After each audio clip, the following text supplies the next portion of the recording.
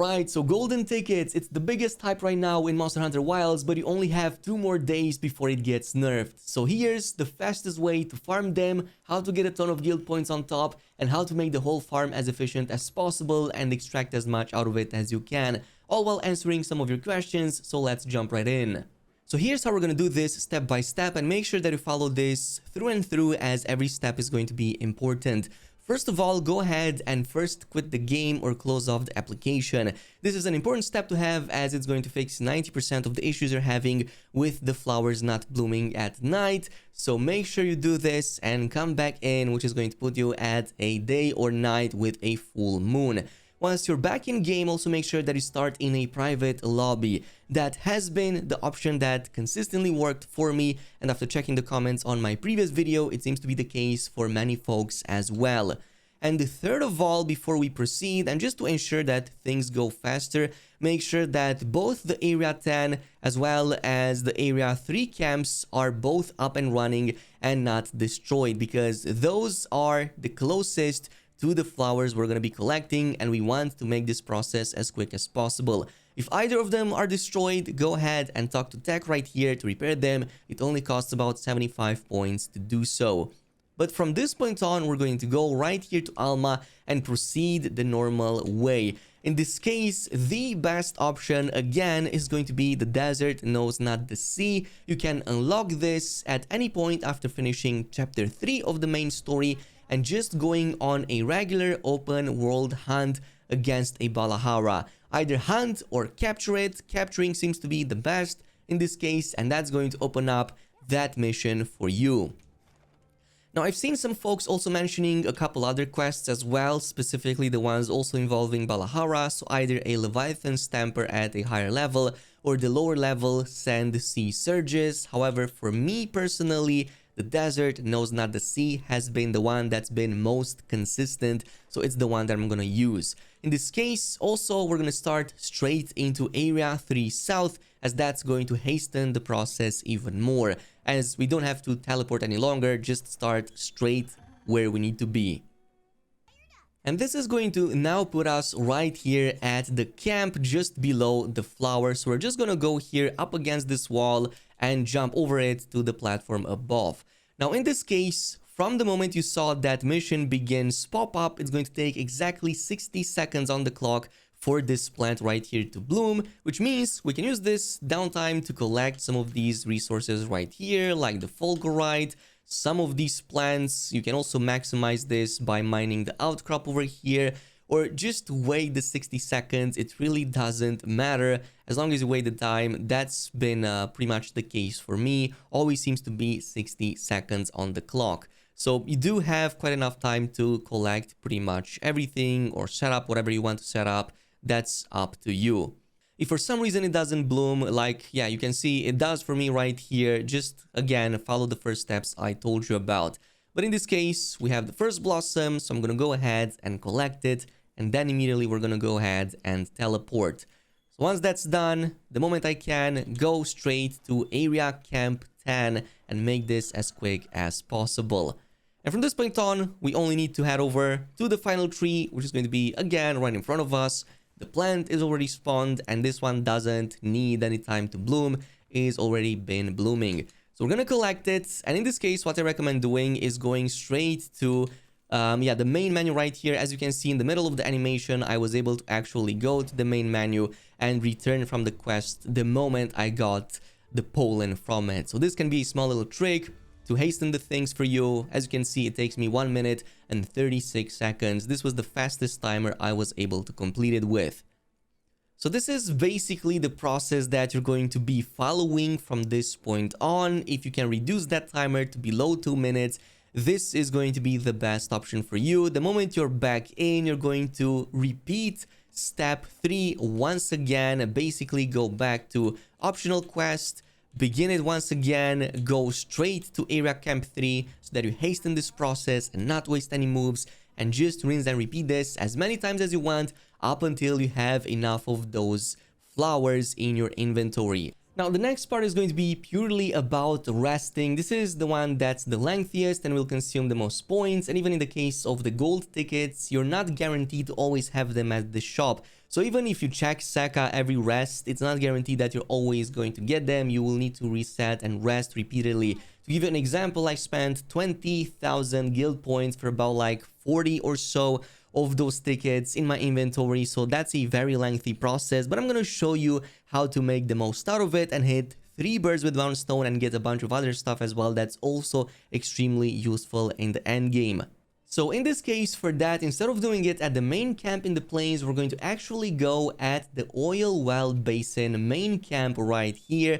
And it's going to make sense in a bit because we actually also get to farm the fire festival items, the ori calcite and the other ores that we're going to funnel into RTN reinforcing. So this is going to make the most out of those guild points that we're spending, since we are going to use that many.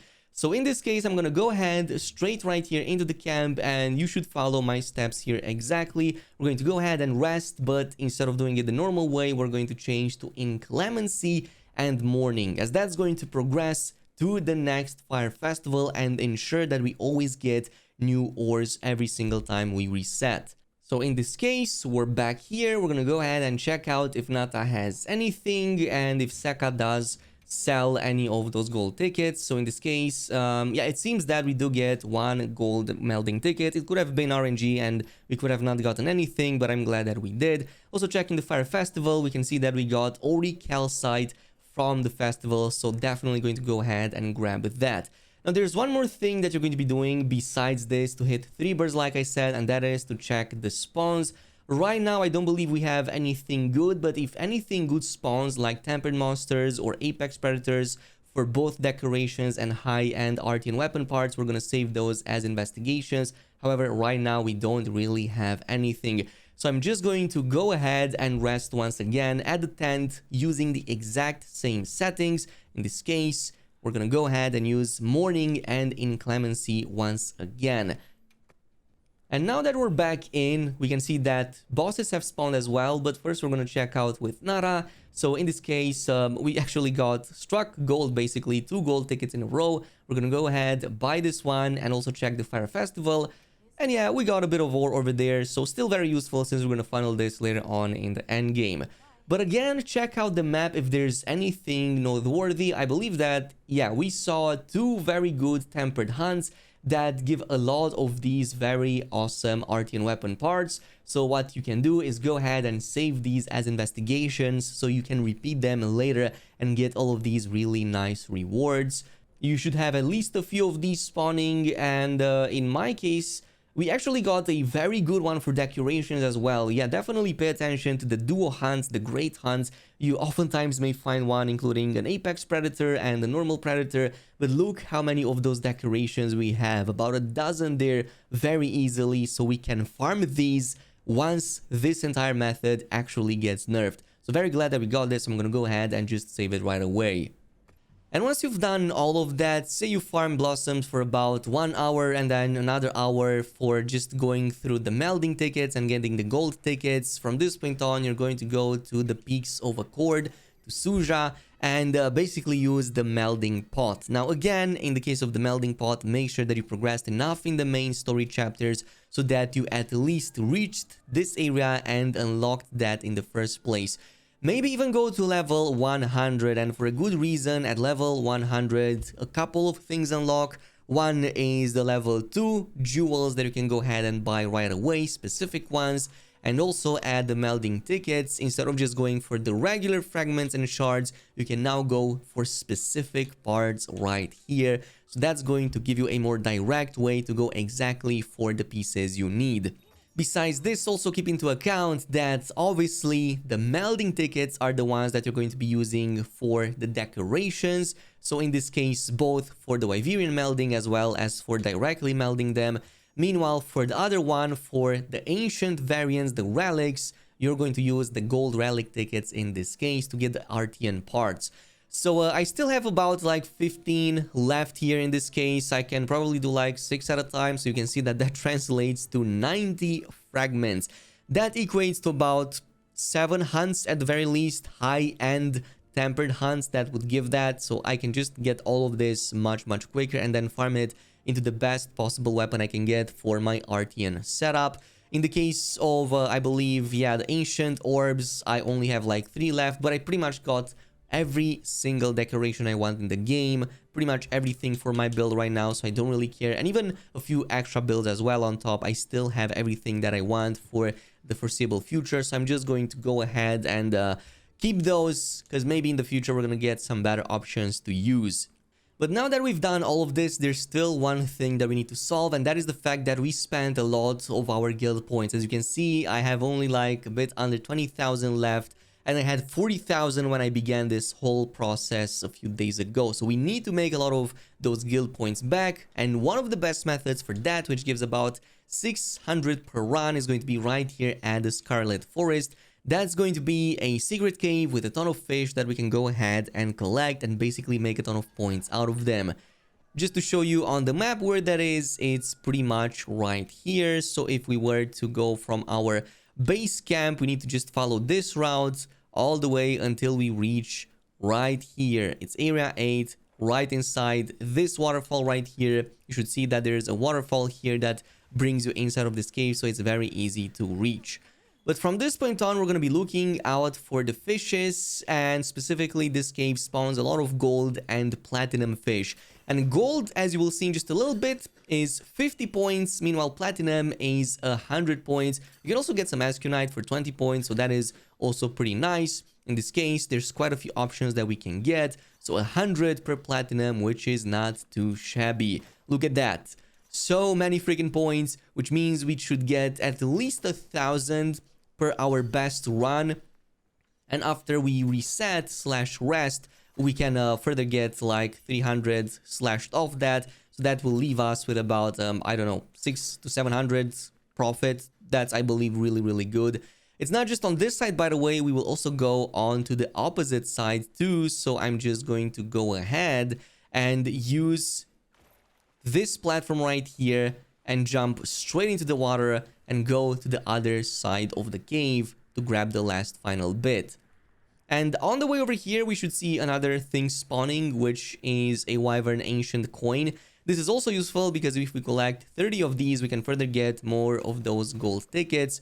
But on this side, we have even more of these fish. So look how many points we're actually getting.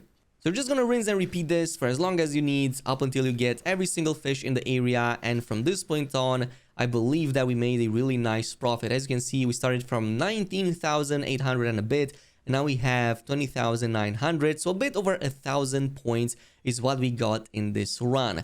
And once you've done all of this, the only thing you have to do is to just head over back exactly at the camp you've been into and just go ahead and reset. Now, this is going to obviously cost 300 points, but you're still at a major profit because basically you're going to have the extra on top. And we're going to use plenty and either morning or daytime to get all the fishes. That's going to be the best time to see many of them spawning. In my case, I'm going to use daytime as that seems to be the best for me, but morning should also work. And once we're back in, we can just go ahead and check out the spawns, which should be right here. Plus, we can see that the Wyvern coin is already spawned in the background, though that's going to be purely RNG. But we can now collect even more extra points. So every time we do this, especially in the plenty season, will give us a ton more extra points.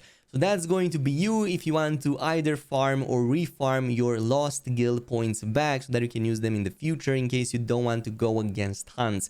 And once you have captured everything that you wanted, there's one more thing I recommend doing, and that is to just head over right here and go ahead and sell any of the fish parts that you no longer need. You will notice that you have many of golden and platinum scales now in your inventory, and they actually sell for quite a bit. Like, look at that, 70,000 just for a couple of runs, and in the case of the gold one, 43, which is not really that bad. That's going to give you a ton of those Zenny. You can now go ahead and, I don't know, spend on something. I have not used any of these, so yeah, let me know down below what you're spending them on.